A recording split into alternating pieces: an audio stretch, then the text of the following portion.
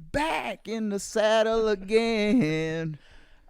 Rocket Man's Wheelhouse, episode 6. Wylie Jones. What's up, dude? Back here, man. I'm glad to be back. This is fun. It's fun, man, isn't it? It is fun. Yeah, this was a concert venue yesterday. Yeah, to all those that haven't seen it, you need to see that episode. What's the band name? Mile 70. Mile 70. And like low key, I had the records arranged on the wall to try to look like a 70. It was 7 on that side, 0 on this side. And I don't think anybody caught it, but like to me, I thought it was so cool. They're local? Yeah, they're from out towards Murfreesboro. I don't want to say Murfreesboro area because it's not Murfreesboro proper. It's like out towards the drummer. He's from out around the Speedway. How do you know him? I work with his dad. Yeah. Yeah, super good people, man. His dad is a killer musician too, so he grew up, just around music, and like me and his dad have gone to shows, and his dad's super into Government Mule and just Southern rock bands. And so anyway, his sons obviously picked all that up, but man, he plays more than just the drums too. And that's what it takes in it. You got to be raised in it, I think. You Yeah. think? Yeah, man, man. you're not just going to come up with, I don't know. You look at these old timers, like Johnny Cash, his dad was a farmer. He was a farmer, and he just got a guitar.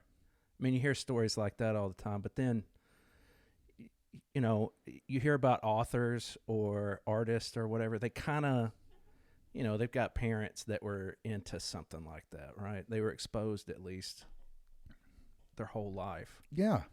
Yeah. Yeah, And that's what makes them good. That's, I guess. Well, too, man. And then you got that support around them with people encouraging them, maybe giving them, yeah. I don't know. Or appreciate what they do. That I think, let me go back real quick before I go off on that, on the parenting piece that I was thinking of. But when you watch all these documentaries, like these kids you're talking about with this band, the documentaries, Metallica, whoever, it always seems like, there's 4 or 5 high school bands kind of hanging around. And then like maybe the drummer over here gets with the guitar player from this band, and then they make ZZ Top. And it's like, do you think there's like, it's like sports too, like where you got the college athletes, and maybe every guy in the NFL was the best guy on his college team, but now they're ZZ Top, so that's what's so cool about these kids, man, is like these kids are barely 17 or whatever, and man, they're playing music and it's just coming out of them. They don't have the same ideas that are understanding that we do of like how far these bands can go, or the money or whatever. Like I think when these kids are getting into it, most of them, it's because it just really feels good to get with your buddy and you're not getting in trouble, and you can just kind of be loud and get this aggression out or this whatever, and you can emulate all these other people that you see doing this art. And then some of them find a spot, like when you're listening to bands like yesterday, yeah, it's a high school band. They're not going to sound like, Jason Isbell and the 400 unit, this polished band. But there's moments where I'm sitting there going, dude, a 17-year-old made that right there up. Like that one little minute in that song where they were just, and you see them like looking at each other, and I knew that like they even made a mistake, and they kind of laugh it off to themselves, and they're still just ripping. And they're 17, just, it's cool, man. Like it's just cool to see that. They may take offense to this, I don't know. Nah, man. But we talked about this earlier about what their sound is. And of course, I come from the 80s and 90s generation. Definitely the 90s was my high school existence. So you had bands like Silverchair, and so when did that come out? I don't know. Dude, let me get rid of this phone. I don't want it on me. Right there on the couch. Yeah, Silverchair, they have a very similar sound. I'm not saying that they're making that up because they have a unique sound of their own, but dude, just that, I don't know. They're really good. Yeah. They sound great. Silverchair or Mile 70? Both. Mile 70. That's so what I'm saying. Are you a Silverchair fan? They only had a couple of songs that I remember that were any kind of. Yeah, they had like a hit, but I don't remember what it was. Yeah. I guess I associate them in with like that same Oasis time, like 94, 95. It was that about the same time. Well, yeah. And not. It may have even been the late 80s. 89-ish, but they were 15 and 16-year-old kids and they were on the charts, you know. They were a big deal. And they may still be a big deal. I haven't heard anything lately, but I don't know, But they had that sound. You know, we talked about that earlier. How does a teenager find that blues? Because it seems that there was some blues in it. I don't know. I have this theory, man. I do Is not. it in our DNA to, holler and moan?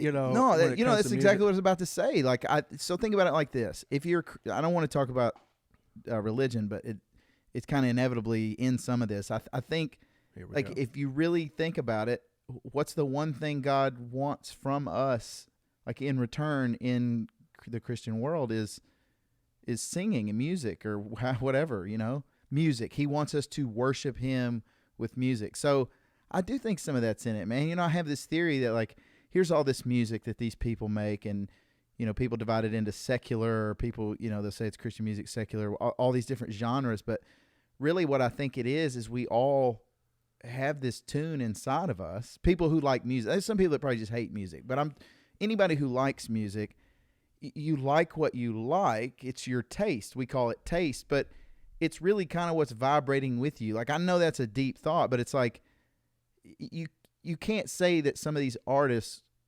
like the Black Keys or like Miles 70, where there's this reverberation in them that they're just getting at. Like, I remember, like, I learned how to play guitar when I was probably about their age, and I it's nothing like they are, but I mean, just learning it. And like, when you look at his face and he's making the guitar faces, you can't help that. You can't help that. That is like you're connecting with those notes. Watch Jimi Hendrix. Now he's got acid in his headband too, but I mean, when you see someone who is a great musician, Jimi Hendrix is probably the best example for what I'm about to say. It's pouring out of them. I think they're just a medium. They're just a medium for the art, wherever that's coming from. Now, it wouldn't be very hard for a person who believed in God or a higher power or whatever to think that it's coming from that. I don't know, man. I'm not at all suggesting this, all right? But is that face also induced, is drug induced at some certain levels? It was with not artists? yesterday. I can confirm. I know, that's what I'm saying. I can confirm I'm that. not suggesting that. What I'm saying is Yeah, but that no, it could be. sometimes, like, it's like dancing. Like, you get drunk and go down to Broadway and listen to some of these Broadway bands. I'm not saying I do this, but I'm saying if you did that, you see what people can't help themselves. They're moving. They're supposedly, what's his name? He just got COVID. He was in the news. From the 70s, big band. He's a big-time hunter, rocker. Ted Nugent? Ted Nugent. Did you say country rocker? No. I forget. Dude, you what know I that's said. not him singing on a lot of those songs. 70s. Like Stranglehold, got you in a stranglehold, baby. Don't tell That's me not that. him. Don't tell me that. That's not him singing. It's like Jeff Beck group. Like, Jeff Beck doesn't sing on Jeff Beck records. He's got other singers, and he's just a guitar. It's kind of a weird thing, man. I don't really like that dynamic of a band because I don't really understand it. That's a certain letdown. Yeah, it's almost only like, because I've been hearing, and I'm sure you heard the same music too. You said your dad is a classic rock guy. That's all he ever listens to. Yeah, that's all I'll ever listen to. Like my dad likes classic rock, in like it has brackets on it, and they're hard and like bolted in, and they cannot be moved. What? Yeah, so it's bizarre to me, and I'm not making. If he listens to this, or my mom listens to all my podcasts, I'm not making fun of him. Like, I'm that's not what I'm saying. I'm saying his musical taste. It's the weirdest thing to me, because it's like it probably starts.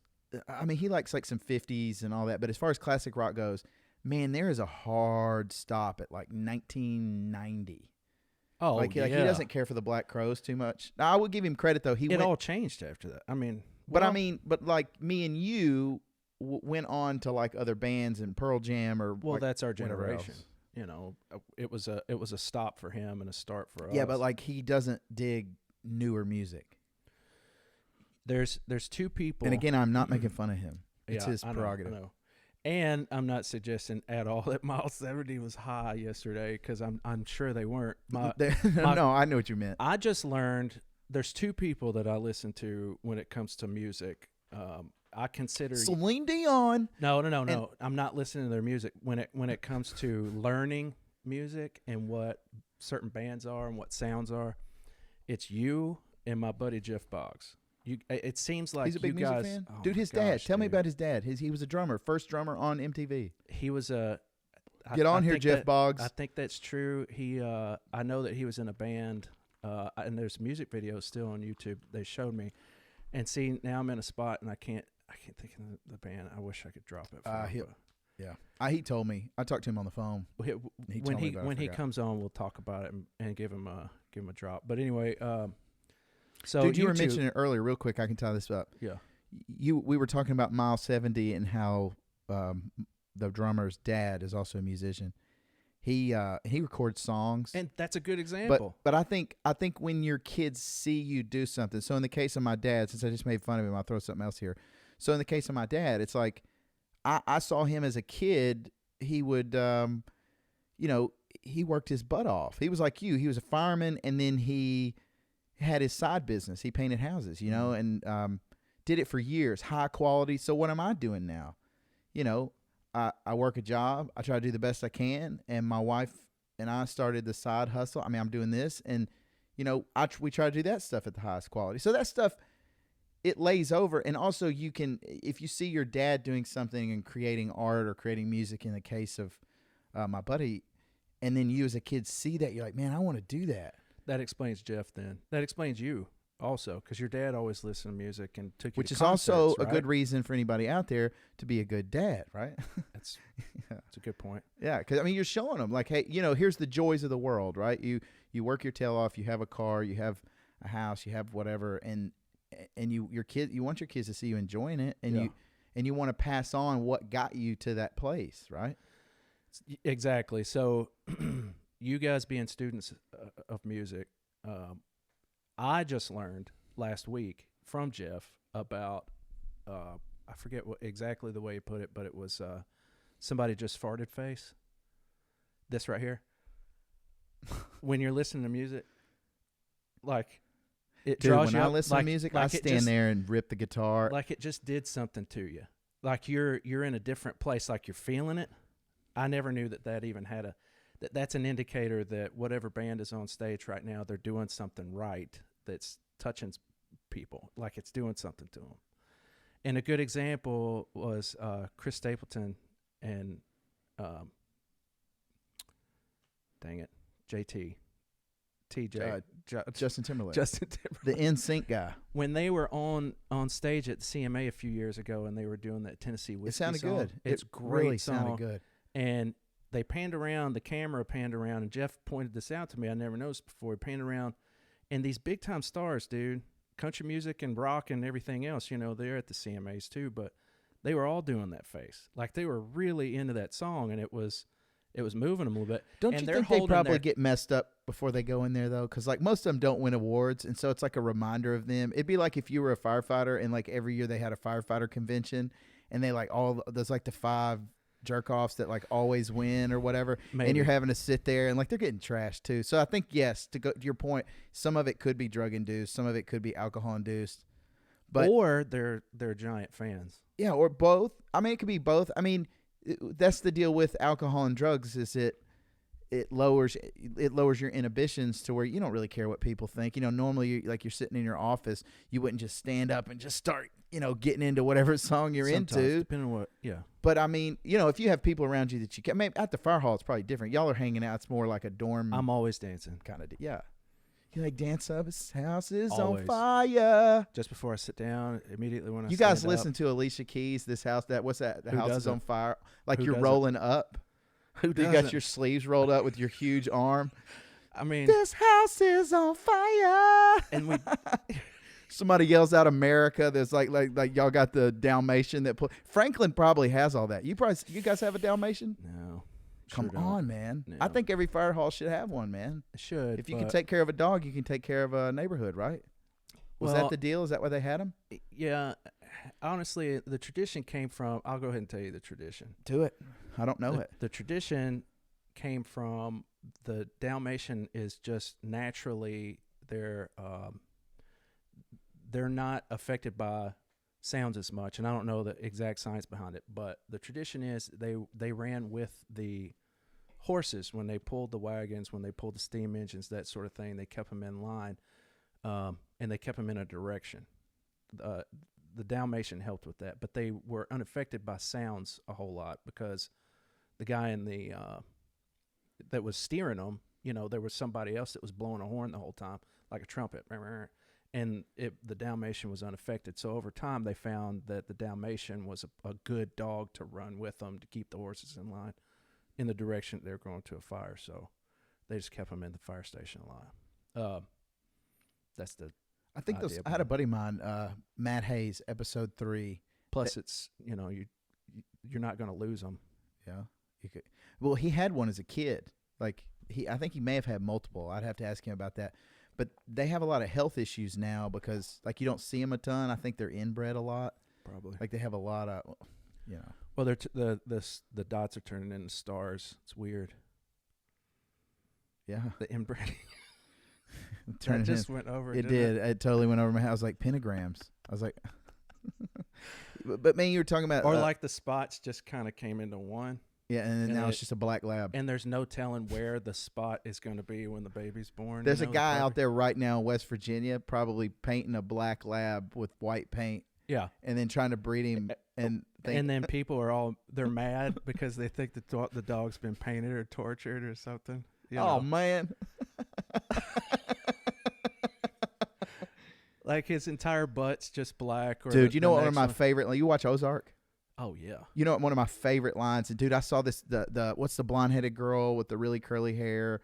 She's like the cousin that's helping Marty run the business. Marty.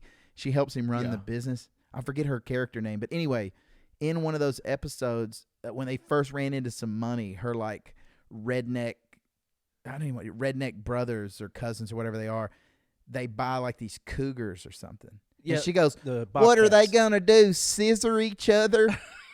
And she locks them, and then they were bobcats. Yeah, yeah, they were gonna breed them or something. Oh man, that show is awesome, isn't it? It's a great show. They had to stop filming because of COVID, so they're backed up pretty. Well, man, they're in a weird spot too because they're filming in Atlanta, and they got. I don't know if you pay. I don't pay attention to the news right now. Atlanta. Yeah, in and around Atlanta. That's where I saw her walking down the street in Buckhead one time. Yes. That probably means that they're filming in Sonoy, I bet. Well, a lot of the Hollywood movies, like a lot of them film in Georgia because it's cheaper. We've got friends down there, and me and Angie go down to Sonoy usually in the summer. And that's where like they film. Lake? That's where they film The Walking Dead. Okay. There's I didn't know that. Bunch of movies filmed down there, right in that little town. Sonoy, Georgia. It's spelled... Actually, if you saw it spelled, it would be Sonoya is the way it's spelled, but everybody down there calls it Sonoy. Great little town. Cool little place, man. But what I was saying about that, though, is they, they're having all the political strife stuff, so that puts a lot of the liberal artists, the actors and stuff, it puts them in a weird spot because they'll be boycotting filming there for a while. I want to say there was... I'd have to look it up, but I want to say that there was something like that with Ozark at some point. Yeah, but they were. I read something just not too long ago that they were affected big time by COVID. So instead of having certain amount of people on the set at a certain time wearing masks and then separating them from whoever, that'd be so weird. They just said, "Screw it, we'll come back when it gets easier." That's what I read anyway. Dude. It's a great town. You need to go down there and check it out. It's not that far. It's like 4-hour drive. Is it? Where is it in relation to Atlanta? Just south. Did you already say that? I did not. Okay. You know what I want to go to? I want to go to the Allman Brothers Museum. That's down there. Why would there be an Allman Brothers museum? You would ask me that. So on the first, the big house is like there, and they have it's like a I don't know. It's like a museum in the town. I want to grab my phone now that I threw over there and look. Would you go to Allman Brothers Museum before you go to Dolly Parton's museum? Yeah, that's a big one. Dolly Parton. Man, she's bigger than whatever little career she had in the 70s. No pun. Yeah, no pun at all. I think she's one of the most important Tennesseans that we have. Wow, dude, the book thing, the Imaginary Library that she's done. Wasn't Daniel Boone a Tennessean? Yeah, he's probably above her. I don't know, man. He's pretty cool, bro. He did kind of give Tennessee the finger and then just run off, though. Think about this, man. Dolly, I mean, you mentioned the Allman Brothers, and I appreciate what, I don't know the first song. If I heard it, I'm sure I would say, oh, yeah, that's the Allman Brothers. That's cool. Lord, I was born a rambling man. Oh, that's Allman Brothers? Yeah, That's that was cool. after See, I Wayne just did died, it. though. I just did that phrase. But Dolly's been going since, what, the 60s? Late 60s? And she's still Well, she's got Dollywood. viable, dude. Yeah, but her music's trash, man. It's not, man. Her It's music's Dolly. trash, bro. And she's not holding on to the nostalgia. Jolene of her is being, cool. She did some stuff with Porter Wagner. White that Stripes was really redid cool. that. It was way better. Yeah, I don't know.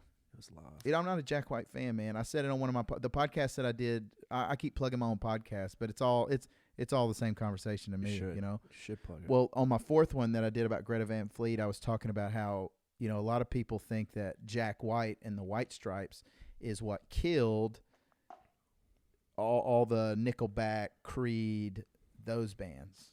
Stone Sour. Nickelback Seether. killed Nickelback.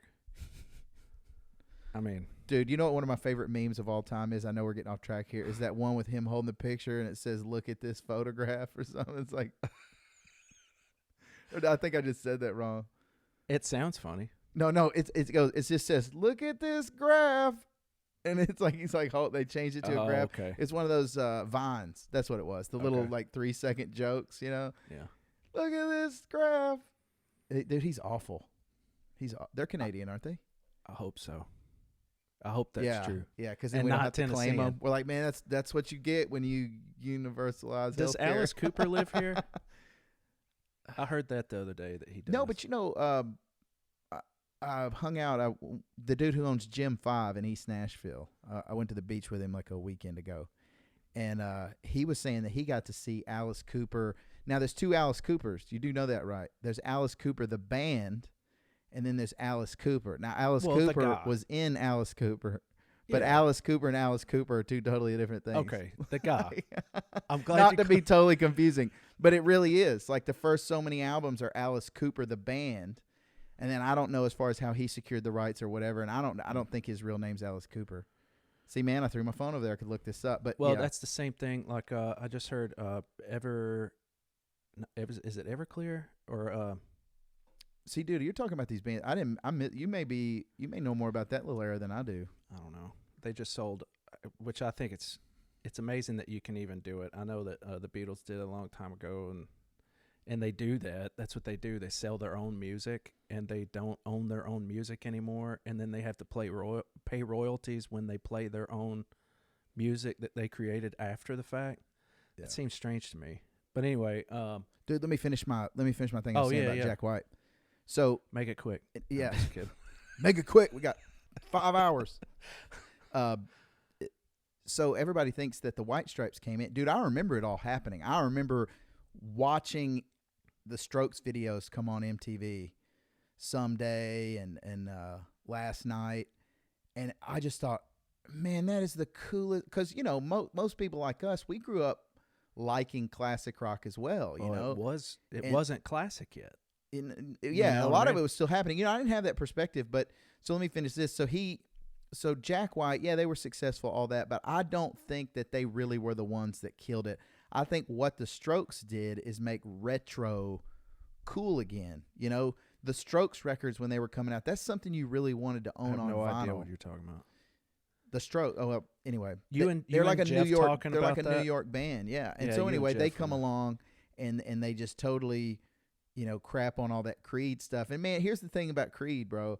I say this about Creed all the time. People were listening to Creed because they were on like every award show ever. They were like the Chris Stapleton of the early 2000s. You know, he's like everywhere. You know, it would have been Creed with like Shakira coming out or something. You know, they they were were in a lot of movies too. Yeah. They were in some of those scary movies. But yeah. Anyway, man, yeah, the music thing's cool. Mile 70 yesterday, man, all that was it's really cool, man. They were Dude, really tell good. me about this. You got anything else on music, bro? I want to know I about don't know. this little place you went today, your little store. Yeah, so I talked to I'm gonna send him a link to this video. Do it. Where is it? It's in Goodlettsville, Tennessee. You get off of Rivergate Parkway, and then just go to the end, and it's right there at the end of Rivergate Parkway. and it's kind of a thrift store, but not really. It's called Dead People Things. Dead People Things. That's hilarious too, man. When I went up there, I don't know if I told you this, but when I went up there, he was closed when I first heard about it. And on the sign on the door, I'm not quoting this exactly, but I'm really close. It said, "Someone just died. I gotta go buy their stuff. Hilarious. Be back tomorrow." That's hilarious. Yeah. You know, So- there was a magician. There was a magician that used to live in Goodlettsville, and he used to do like he would do the parties at like elementary schools and birthday parties and stuff. And he used to drive a hearse, and he was a cop in Goodlettsville, but he used to drive a hearse. And I remember thinking it was so cool because it had like the arm hanging out of the back. You know what I mean? Like out of the back door. Yeah. So as soon as you said that, I was like, man, I wonder if it's related to that. Like if those two dudes are like, I don't know. Like it seemed very interrelated. But anyway, his his T-shirts and all that. I should have bought a T-shirt. I'll go back. I'm going to go back a lot. This guy's got VHS. You know, we talked about this before too. Is that I'm kind of back into VHS. I think it's I don't know. Maybe it'll come back. And he was telling me that there's companies that are redoing the movies because people are buying them. They're looking for VHS. That? Like, why? I mean, I'm sitting here asking the question, and I have all these records behind me. But that's what it is, man. But like, what is it about the retro? Like, why do you think people want VHS or cassettes? Or I've thought about this a lot. And I don't think it's just answer. limited to music and movies either. No. I think people like old cars. It's like this tangible quality simpler, to a thing. Man. You're willing to give money for that thing. It's simpler. The world's gone crazy. It's lost its mind. People are yelling at each other. Everything's streaming and then takes your identity. It's all this stuff. Dude, you know something ticked me off on that This recently? is simple. You know when you rent a movie on, or like if you buy a movie on Amazon, like I was looking at buying Lord of the Rings. Me and my girls just did a full watch through of Lord of the Rings. I think he's got that VHS. But what I'm saying is, he threw me off. What was I saying? I was not doing it on purpose. I know. Do not take responsibility for that. We're supposed to be having a conversation. Lord of the Rings. Look, yeah. So, on Amazon. So you're when you buy a movie, but it's not a hard copy. It's just a digital purchase on Amazon. It's really not. You're not buying. I think they're getting sued for this. You're really not buying the movie. You're just getting an eternal rental. So they're saying as long as we have the ability to show you the movie, you will be able to watch the movie here on Amazon. That's Makes really sense. what you're buying. So I said, forget that, and I started buying Blu-rays. I just bought one, and they look good, man. I mean, I could have a nicer TV, but I don't mean like I can. Like I just don't use it. I'm a big fan of John Carpenter stuff. He's the one that made all the Halloweens. He actually sold the rights to Halloween too. It's weird, but whatever. He's the creator. But he also did The Thing. Yeah. Did you remember that one? Yeah, I didn't watch a whole lot of those movies. It's considered the best horror movie. Is he like the swamp guy? He did. No. This is the one where they're in the Antarctica and they came across something and brought it into their lab. And it's like an Antarctic. It's like one of those. It's like COVID. It's COVID. It was a big ball. It was a ball of COVID. Like COVID and 4. It just killed COVID everybody. 4 though. It's like way old school, like COVID 4. Yeah. Well, it killed everybody because they weren't wearing a mask. Yeah. But then if you had on a mask, they didn't kill you. The whole time they were trying to. Is that the premise of the movie? Yeah. It's like Bird Box, isn't it? No. They were trying their hardest to get away from the COVID thing. Yeah. COVID 4. I think it was a 3.5 that they made mention in the movie. But anyway, they couldn't find any alcohol to keep their hands clean and no mask, so they all died. Hey, you know what I was thinking the other day? I was like, what am I going to talk about with Wylie? And then I thought of one thing. I was like, this time last year, people were scalping toilet paper on eBay, bro. I know. And guess who was trying to buy it too? You? Yeah, I mean. You mean like buy it on eBay? No. I'm just saying, like have it. Really paying attention because there was none around. Dude, you know what's hilarious about that? I Is that when it all hit the fan, nobody really knew what people were going to do. Yeah. But man, they went and got some toilet paper. I know. I remember when it was first kicking off, I was at Walmart and I saw this lady with these giant stacks of toilet paper, and I thought it caught my attention. Put it this way, it was so much, and it just didn't hit me just yet. But it was already moving, the toilet fear or toilet paper fear, and I hadn't picked up on it yet. So I was noticing it all around me, and I didn't think about it. But by then, it was already gone, dude. It wasn't in the stores, and then people were ordering it online, so it wasn't getting to the stores. On top of that, And then they stopped that. Yeah. But then, who won out of that, right? Walmart, Amazon, Apple, Netflix. Everybody was home. Dude, I think they sold more PlayStations, PS4s during that time. Absolutely.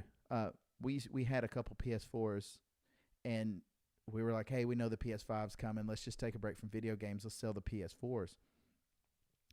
So we sold them. This was before COVID. And then COVID happened. So I had no way to play video games after COVID, but then you can't go anywhere. Right. So I historically sold my PS4 at the worst time ever for, like, let's say $150 on eBay. And then during COVID, an old used PlayStation 4 would sell on eBay $300, $400, $500. Like, it got really crazy. You couldn't find them in the stores. That's the first thing everybody did is went and got a PlayStation, video games, and hunkered down, I guess. I know you're going to think this is crazy, but if you look up now, I don't know about eBay exactly because there's a lot of bidding on there, but there's a lot of places. One in particular, I think was Amazon, where they're selling used. They sell used stuff, right? Who does? Amazon. There's some Do things I that sound they sell. better now? Sounds Is that pretty too good. loud? Oh, sounds fine. But it's the TV VCR combo, $300. They sell VCRs still? Well, Now? they're selling used ones, I guess. I don't know how that works, but it was on Amazon. Okay. It was one of those small. It was the small television with the built-in DVD or VCR player, not DVD, and it was $300. So, I don't know. They're coming back. Just figured I'd mention that. Yeah, but going back to the retro thing, man, why do you think? Yeah, we got off. Yeah. No, it's what you do on a think podcast, bro. I think it's just the simplicity. I think it's just there's no complicated parts. There's no passwords. There's no, all you need is power. You don't even need internet, and it works. Yeah, and things like it's that. Amazon. I think people that. get bit sometimes too, man. Like, I think you buy a movie and you're like, oh yeah, I'm getting Lord of the Rings here, and then you read that and you go, oh, I spent $40 on like an eternal It's weird. rental. It's weird. Yeah, you don't have this tangible thing. Your tangible thing, you can take care of it. Like my, Radiohead Pablo Honey, I have it. I know that if I keep it in my poly sleeve or whatever, and don't let my kids bang it all up. Like I do let my kids touch my records, but I don't. I'll watch them and teach them how to handle them. But yeah, man. I mean, you have it, and you'll take care of it, and like maybe. But I think some people then go too far with that and then hoard like crazy, right? Oh yeah, absolutely.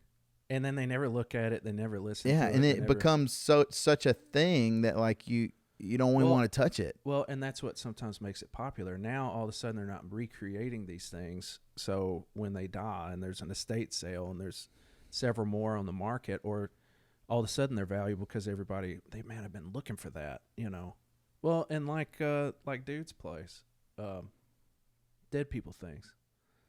I mean, Angie even asked him when we were there. She said, "Is everything in here pretty much dead from, or is it from a dead person? Did the dead person?" I said, "Yeah, pretty much." Which makes it actually cooler. But There's in there were old VHS that I hadn't seen. You won't see in garage sales and that sort of thing. They're just collectible stuff. There was a dude who was real good friends with my grandfather, lived behind him, and he passed away when I was in college, and he had like all these old cool like Western shirts, and he was like exactly my size, and my grandmother just gave me this box of clothes. And in college, my buddy, he used to call them like my dead guy socks, my dead guy shirts, and like I wore them, man. I thought they were so cool. Like, dude had some cool clothes. You wore them? Yeah. Like my grandmother was given his clothes, my grandfather's friend. Was that his favorite stuff? I mean, it's You his gotta stuff be he careful had. with that, man. Why? Ghosts. Oh man, I'm agnostic still. You gotta be careful. He never showed up. You don't know that. I mean, I did not perceive him there, so therefore I'm not scared. Here's the deal: if this place was totally full of ghosts, like 100 ghosts, but I have no ability to perceive them, I'm not scared of them. So unless they're doing something to me, yeah. I ain't afraid. Yeah, is that what you just said? I ain't afraid of no ghosts. Ghostbusters. Yeah. You wouldn't be if they showed themselves. I don't know. I've never had it happen to me. I have.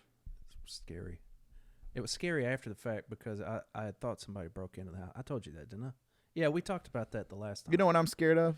What? Crazy people. Oh, yeah, for sure. Because they're crazy. Crazy people with pointy things.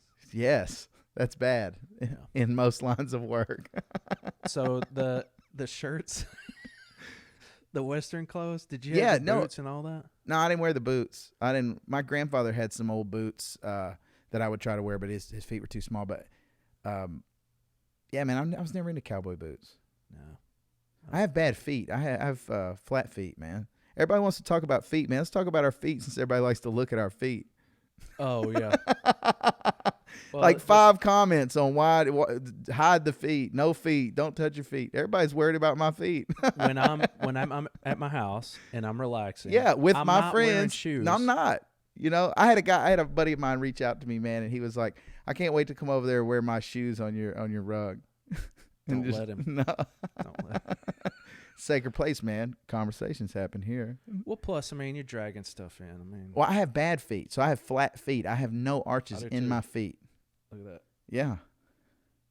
Yeah, mine are Pretty Dunskies. flat. Look, I even People wore at home. camo socks, bro. Everybody look at our feet. I mean, People love our man, but I just want to relax, man. But yeah, so I couldn't wear cowboy boots because cowboy boots don't have like arch supports. But makes sense. yeah, so I went to the beach. That buddy of mine I was telling you I went to the beach with. In boots?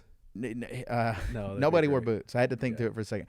But he had some shoes called All Birds. All one word, All Birds, and they're kind of like soft top, ALLBIRDS, and I ordered some, but they're like $95. But you know how? I mean, dude, I don't know if are you really pretty flat-footed. Well, I mean, do you have to be pretty considerate of the shoes you get? Oh yeah, yeah, same. Wides are better. Yeah, yes. My dad had wide feet. He always had to get the dubs. Yeah, but yeah, man. So you find some shoes that make your feet feel good. I have to buy like 2 pairs and keep one in the closet just in case they stop making them because I'll have a hard time finding them. Brooks trail running shoes are pretty good. New Balance is actually pretty good too. Yeah. I don't know, man. Usually I just get what's on sale and they feel good. Oh, I don't know. See, I'm not really see, my feet are messy. I'm not. But they're clean. Yeah, it makes sense that you would have a particular brand that you go to. It's consistency, you know. Yeah, if they don't make your feet hurt, if they don't make your ankles hurt, and it's maybe more like I should start doing that. Yeah, maybe you should. You know, I've got gout. No. Yeah. Tell me about it. Well, it hurts, and if anybody's ever had gout before, just back off. Let's get some more water on gout. Is this water help gout? I want to make sure. Yeah, I want to make sure I don't get it. It's supposed to, and without going into the science very much, your diet plays a huge role, and one of them. Like how so? Like what can you eat and what can you not eat? Shellfish, seafood, shellfish stuff in particular, not too bad on the fish, but you know, scallops and shrimp and that sort of thing are horrible. Red meat, beef, and beer. Not all. So like all vegetables and fruits are good. Yep. Yeah. Yeah, those are good. But you're supposed to stay hydrated with water. But you know what used to happen to me, man? I would eat awful pain. salads, and all of a sudden I would just start to I had no food allergies that I know of, and then I would start to seize up in my neck. Food allergy. False. So what we figured out that it was, I think it's a pesticide, and it was only happening on like the leaf or a preservative that was on the leafy greens that come in the big plastic container where it's just loose, you know? Sure. We narrowed it back to like that. off-gassing? No. Like the container would get... No, like eating it. What So- I'm saying so is like the salad would be in the plastic thing. Yes. The plastic thing would emit chemical things into the food. Is that what you're saying? No, not at all. Okay. So you're saying pesticides from the farm. I'm saying this lettuce would That the go lettuce- from or spinach or Spinach. anything that was like spinach is bad for gout. It is bad for gout. I like spinach. Maybe I had neck gout. Do you think I had neck gout? It's a chance. Is that a medical thing? No. I told something to my wife the other day. I was like, hey, I need to look this up. My knee hurts over here. She goes, don't. She goes, you'll just search around for like 20 minutes and you'll think you're going to have cancer. It's true, man. I do that all the time. It's terrible. Yeah, but dude, so the spinach would leave the grocery store, come with me to my house. Okay. In a plastic. Yeah, and then it would make its way over to the sink with my wife, and then she would clean it, and we'd eat salads, and I would still. That's weird. And we kind of narrowed it back to that, and then she stopped buying that type lettuce, and So what do you do? just don't eat lettuce. Don't eat lettuce. Well, I mean, I could eat like a head of lettuce and cut it. I just don't eat that type spinach that comes in the plastic. What about container. organic? Right? They don't use I don't know. pesticides supposedly. Look, man, when I I don't figured know out that I about it didn't either. have to eat lettuce and spinach, and I could Yeah, just but- eat something else. But like a burger, which I'm not supposed to have red meat, but salads I like, which I do eat spinach. A lot of Here's the spinach. other piece too. I don't grocery shop, bro. My wife orders online and we go pick it up now. It's her So fault. I don't really know. No, it's not her fault. I'm saying that we have alternatives to the lettuce. I don't want it to sound like I don't eat lettuce. Oh yeah. Well, what's an alternative to lettuce? I don't know. I just put you Other on the lettuce? spot. Yeah. Other brands. Exactly. Well, gout's horrible. I hope you never get it, but you can't walk. So is it You just can't hereditary? Is it walk. like a genetic thing, or I is don't this like think something you so. got down off 8th Avenue, or what is this? I don't think so. I can't play kickball anymore.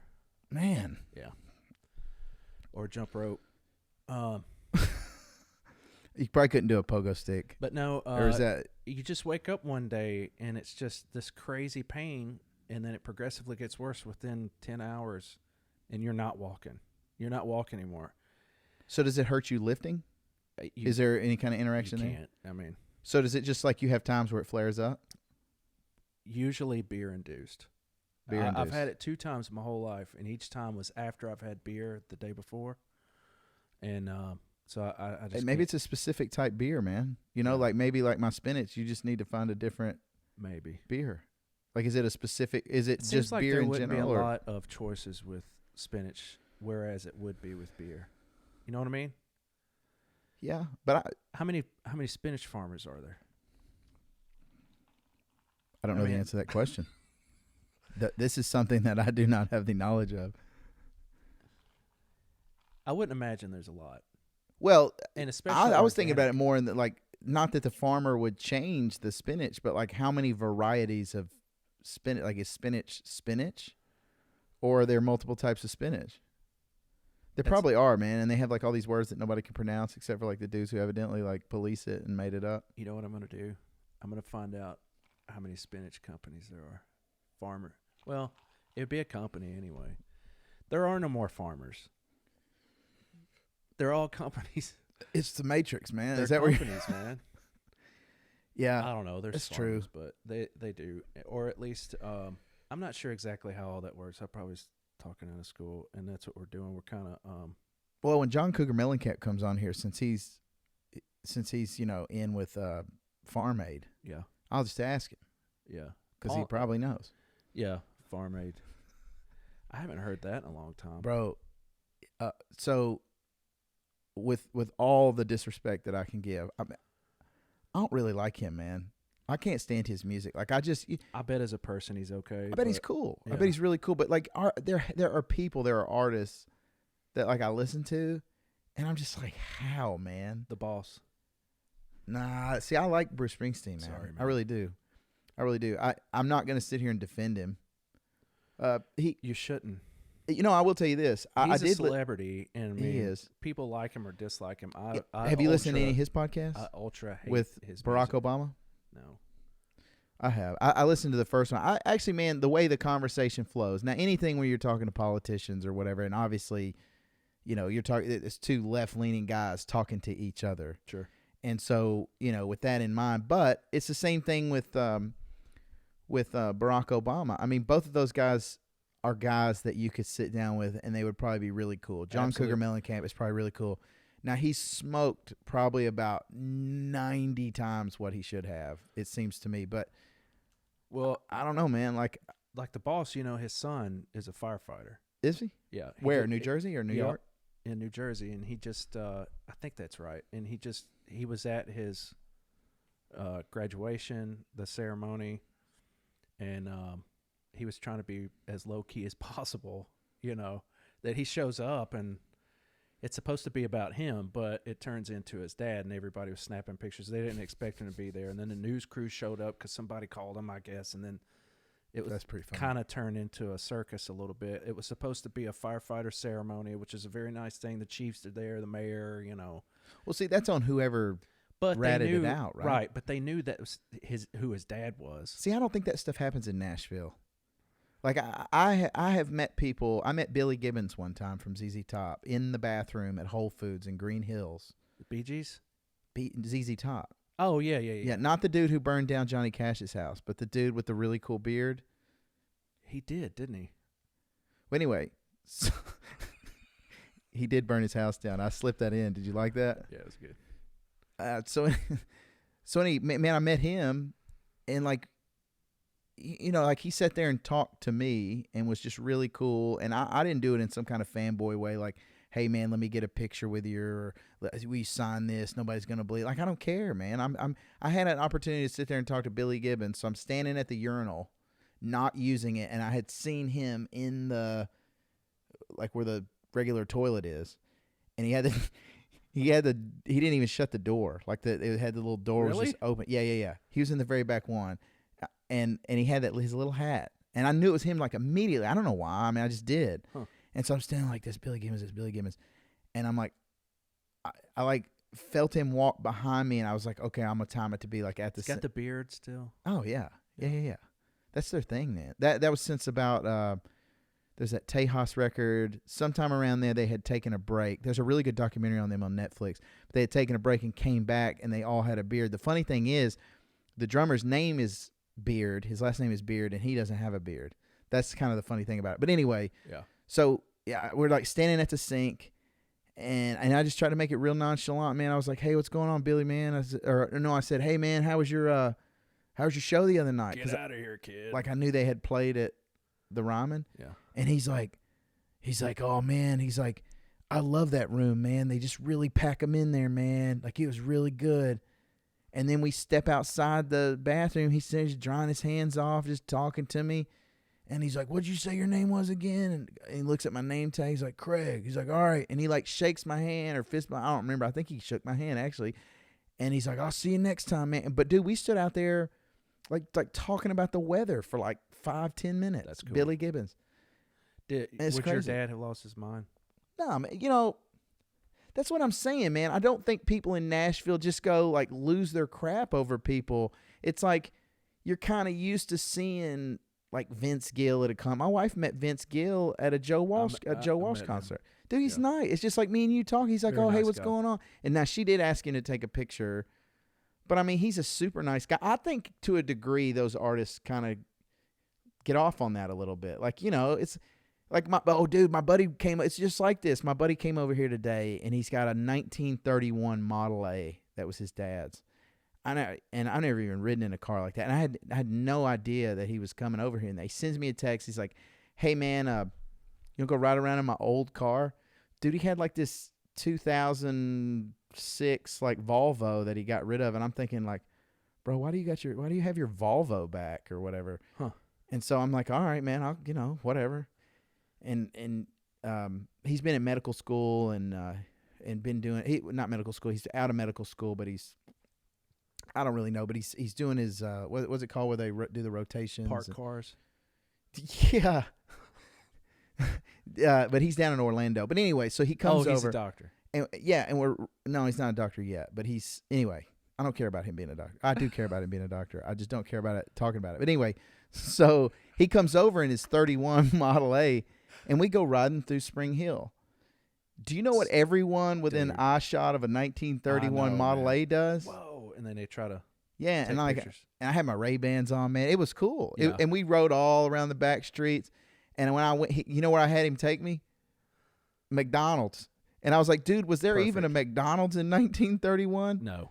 And so I walk in because he did not want to go through the drive-through, which I can respect. Hey, man, if somebody's in a 1931 Model A, you pretty much, and you're right, you just kind of do whatever. You're just happy to be there. And when I walk into McDonald's, I go, I really feel like I should be robbing y'all with a Tommy gun right now. You didn't say Yes, that. I did. Yes, I did. And they were just like they're all standing by their stupid like plastic masks and their shields with like the tables with the black cloths blocking everything. Man, it's so bizarre, man. We live in a horror movie right now, bro. But anyway, it's just like that. Like people, you want to be looked at, right? Maybe. And like people get that. Yeah. Plus, it's the past. It's something that just kind of sticks out. I'm not sure how we got to this from the boss, but it's so the boss, man, like he's cool, dude. Let's go I'm off on sure the name. He's a great guy. Here's what I don't get. It's not that but it's like the beer. It's the beer test. Can you sit down with a person and have a beer, right? Of course, with the person, yeah. Like evidently that's the way we judge people now. It's like the way that, the media will portray the next president. Like, which one's the guy?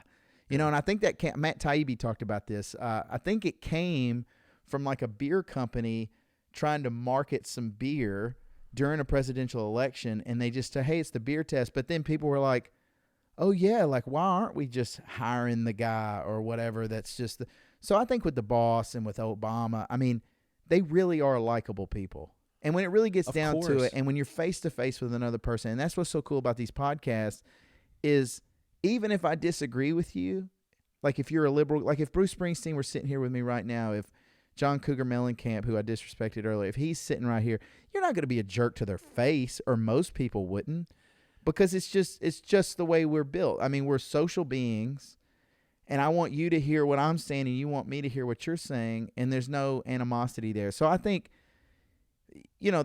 that's why people watch we were talking about before this, Alex Jones, 18 million views with Joe Rogan. I mean, it's like 4 hours long. It's it's unthinkable to have that many people sit down and watch that. But just about every minute's good. It's great, and people ripped him hardcore for that, man. And I know. And it's just like, if you keep trying to shut everybody up, if you keep trying to whatever, it's just going to hurt everyone in the long run. If somebody's crazy, we're talking about crazy people being scared of crazy people. If somebody's crazy and they don't say their crazy things, and somebody smashes it and goes, hey, man, I wouldn't say that around people anymore, bro. That's pretty wild what you just said. Well, isn't it fair to say that there's a lot of truth behind the phrase about you just don't talk about, in certain settings, you don't talk politics or religion? I think most settings people need to stop talking about politics. In that same regard, I mean, I think it's fair to say that Obama, for example, it's a game, right? It's a game, man. Yeah, he's not a politician anymore, but he is a politician. That's what his career has been, as a politician. Okay, so, but as a person, you could have a conversation with him and have a beer, play some basketball, have a burger, whatever, and really like Barack Obama. But the minute that dude starts talking politics, we're going to disagree, and then therefore we're going to get up and leave or something. You know what I mean? So it's the same thing with anybody, not just us, but celebrities and everybody else. Even with a politician, you could get to know somebody. I don't know. Any of those Democrats or liberals or even some of the conservatives drive me nuts. I wouldn't want to hang out with them and talk politics. Well, here's the deal, man. We used to have things like Muslim extremists and these other, or like Russia, or we used to have these groups as a country for the media to tell us that, hey, we need to hate, or we used to have enemies. Now Russia was a good example, but now Japan. What they figured out, bro, is that if they just keep us hating each other, oh yeah, that it sells more. Yeah, it's Matt Taibbi talks about. I've said this on about every podcast. Hate Inc. The book Hate Inc. It's basically two different soap operas going on at the same time, vying for whoever's attention, and they pick and choose the stories that they're putting out based on whatever narrative, whatever both sides do this. Like he talks about how MSNBC's the new Fox News, that Fox News was one of the first places that started doing this. And like if you backing up just a little more than that, if you think about how all of a sudden, like there used to be like 3 channels on TV.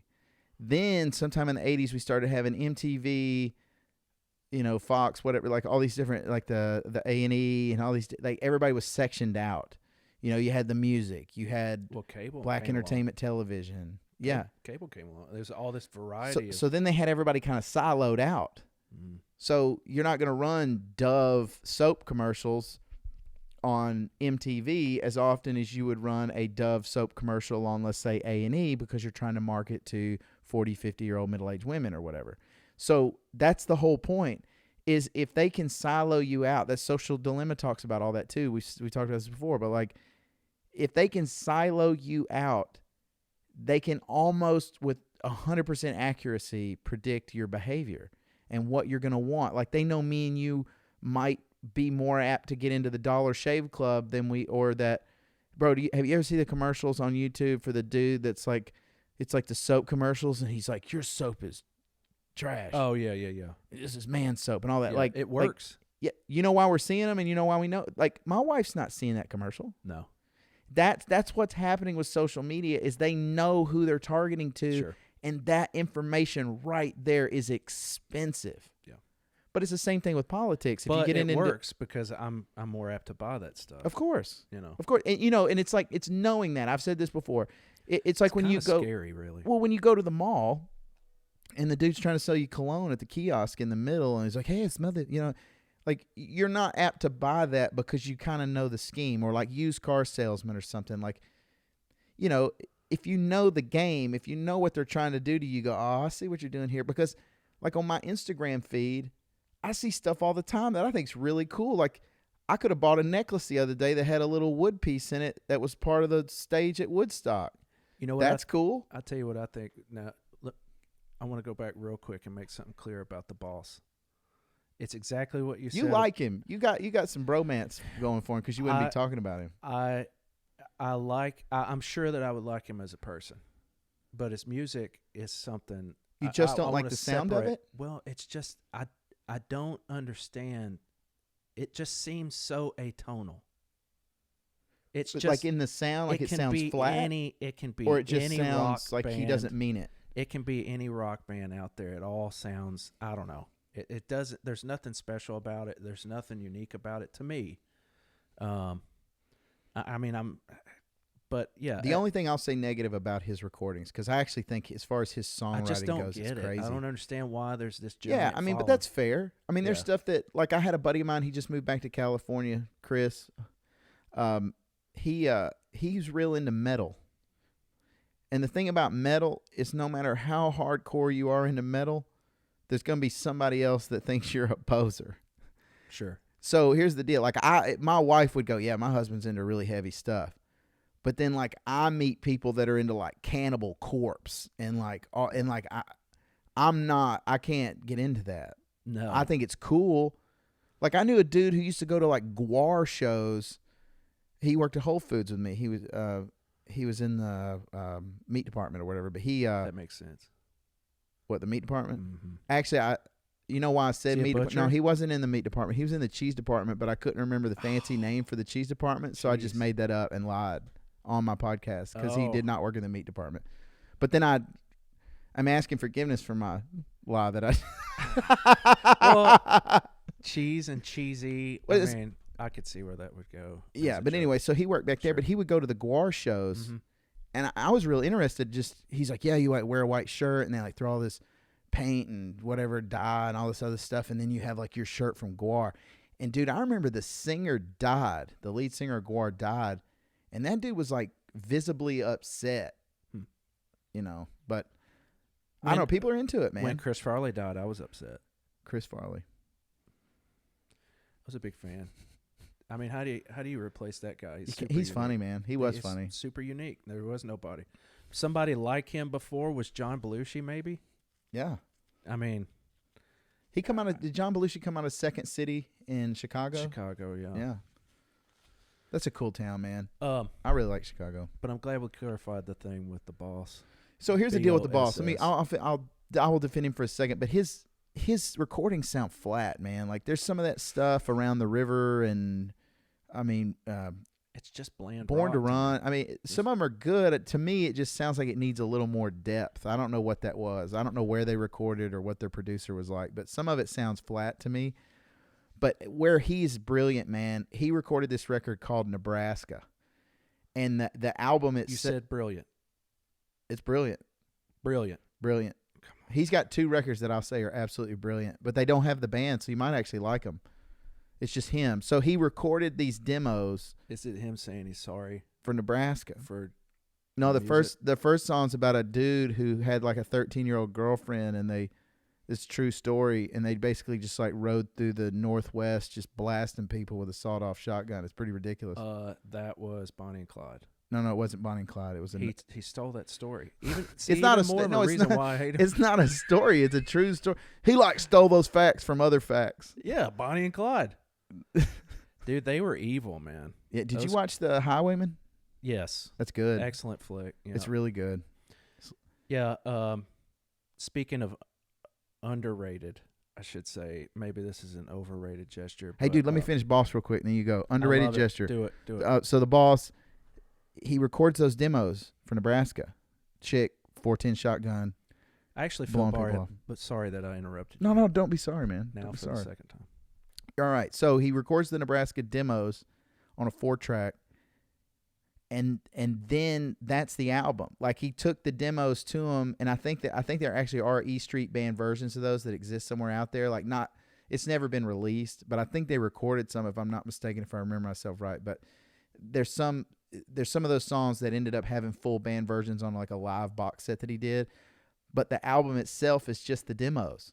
They were like, dude, it's too good. You got to do this. Like they just put that out.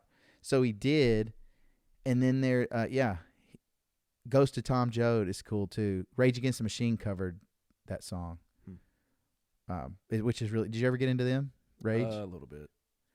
They got a cool. All They got their own little. I like it when bands have their own moment. You know what I mean? Like name another band that sounds exactly like Rage Against the Machine. Like there's not a big band that sounds like that. You know? I mean, how many bands are there that tried to sound like Led Zeppelin? A ton. You know? So but they don't.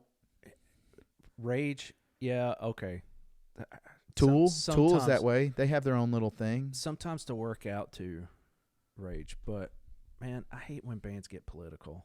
I hate when just make music. It's man. off-putting to some people. You know, I what's funny to me, man, because I do know a lot of conservative people, is, you know, I'll say something like The Boss, and then people, it's like people are conditioned to go, oh man, he's, you know, and I know what they're thinking already. Like, yeah, the dude's he's a straight up liberal. They got mad when he canceled one of his shows. I think it was in North Carolina back when the bathroom thing was going on. That's the last time people hated him. See, I got this whole theory on him too, man. Like late 80s, people don't really like Bruce Springsteen anymore.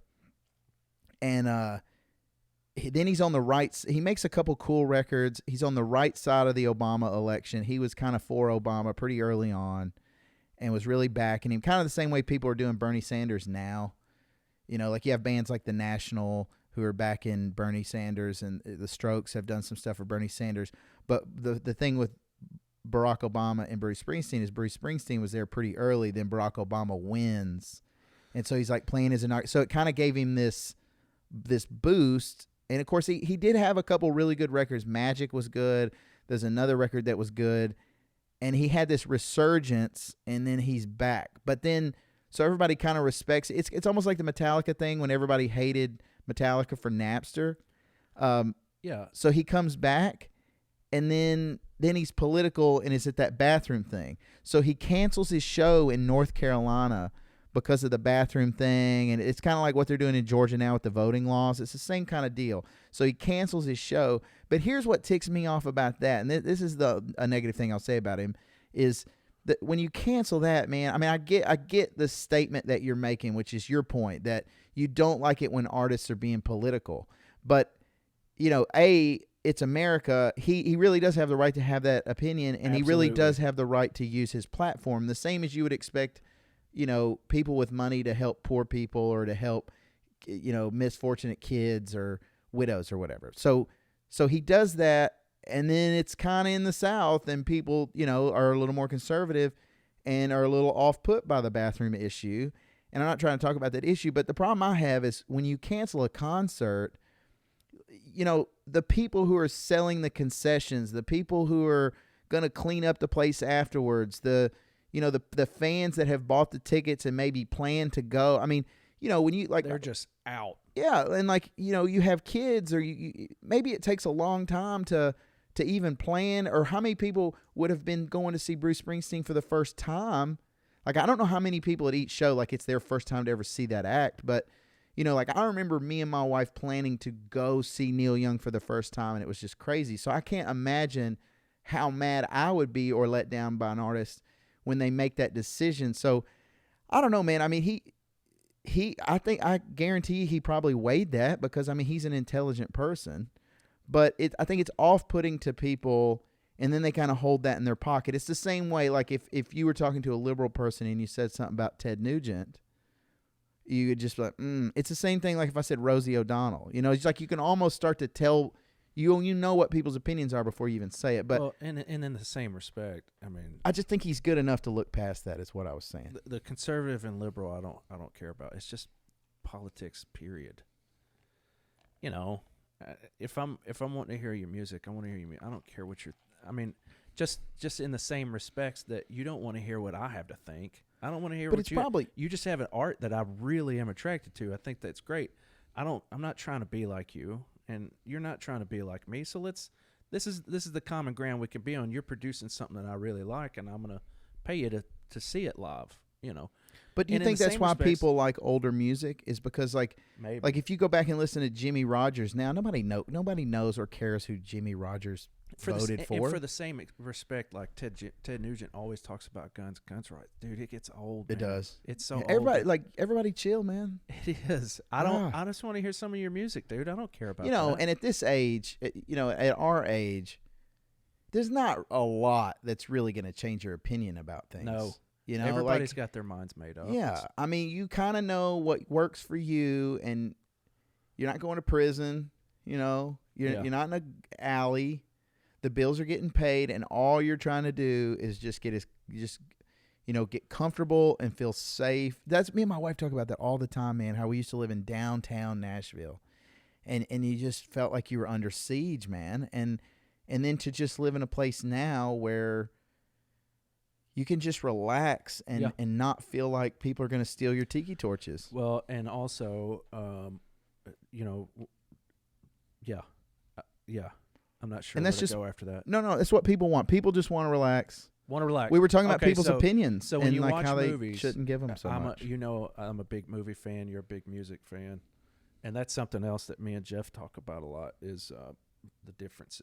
He's a music guy. I'm a movie guy. There's all of our paths cross a lot. But anyway, like with the movies, with the awards, I don't know so much about the music awards. They are getting messed up at those shows. Dude.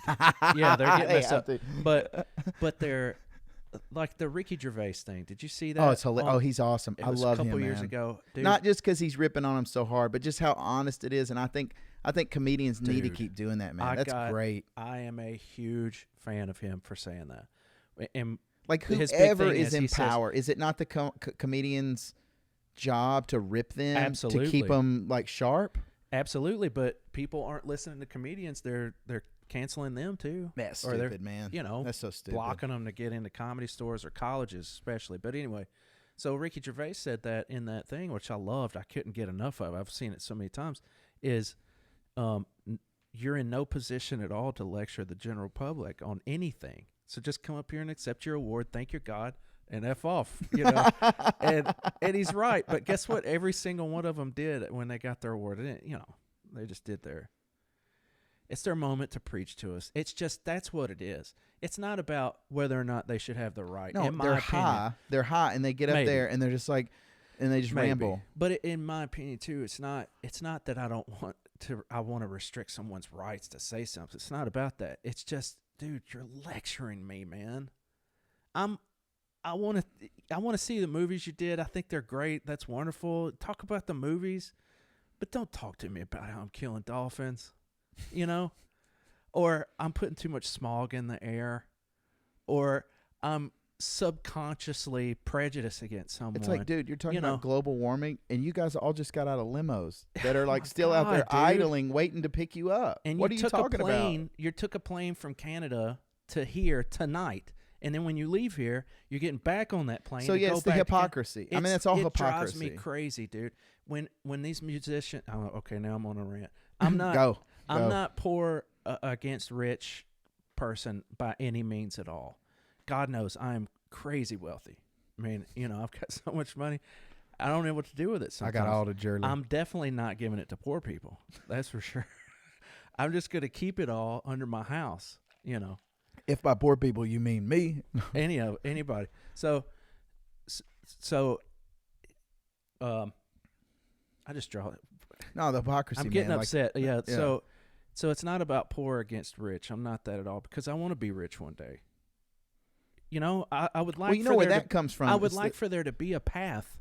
Well, see, here's the thing, man. People say that it's zero sum, like that. If you have $100,000 and I have 10, the reason I don't have 50 is because you got $100,000 and you're hogging it all. Yeah, that's not true, dude, man. There's a really good around. podcast, Joe Rogan and John Mackey from Whole Foods, who you would think's a pretty liberal guy. They go berserk on that whole idea, and John Mackey's basically saying, like, look, man, people who are running these companies, who are really innovating, like Apple or whoever, they're innovating and they're helping us in the world. Like they think if cars went 100% autonomous tomorrow and we didn't have to drive anymore, there would be 1 million less people that died than died this year, And so, like, there are technologies that are bettering our life. Look, man, I mean, we're capturing time right here.